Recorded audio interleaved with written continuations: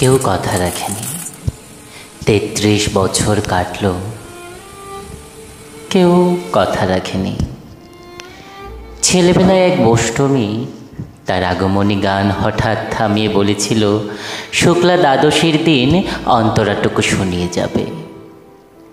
তারপর কত চন্দ্রভোগ অমাবস্যা এসে চলে গেল, কিন্তু সেই অষ্টমী আর এলো না। ২৫ বছর প্রতীক্ষায় আছি। মামা বাড়ির মাঝি নাদের আলী বলেছিল, বড় হো দাদা ঠাকুর, তোমাকে আমি ৩ প্রহরের বেল দেখাতে নিয়ে যাব। সেখানে পদ্ম ফুলের মাথায় সাপ আর ভ্রমর খেলা করে। নাদের আলী, আমি আর কত বড় হব?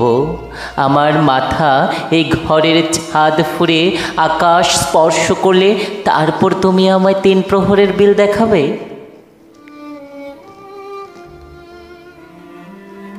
একটাও রয়্যাল গুলি কিনতে পারেনি কখনো।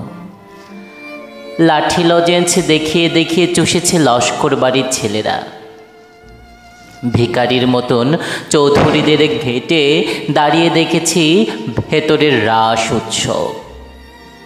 অবিরল রঙের ধারার মধ্যে সুবর্ণ কঙ্কন পরা ফর্সা রমণীরা কত রকম আমোদে হেসেছে।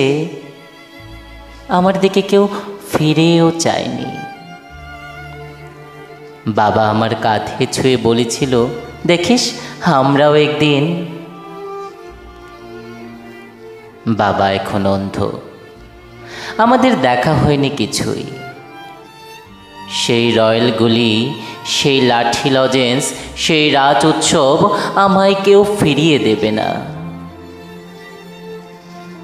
বুকের মধ্যে সুগন্ধি রুমাল রেখে বরুণা বলেছিল, যেদিন আমায় সত্যিকারের ভালোবাসবে সেদিন আমার বুকেও এরকম আতরের গন্ধ হবে। ভালোবাসার জন্য আমি হাতের মুঠোয় প্রাণ নিয়েছি, দুরন্ত ষাঁড়ের চোখে বেঁধেছি লাল কাপড়। বিশ্ব সংসার তন্ন তন্ন করে খুঁজে এনেছি ১০৮টি নীলপদ্ম। তবু কথা রাখেনি বরুণা।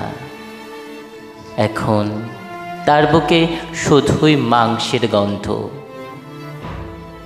এখনো সে যে কোনো নারী। কেউ কথা রাখেনি। ৩৩ বছর কাটল, কেউ কথা রাখে না।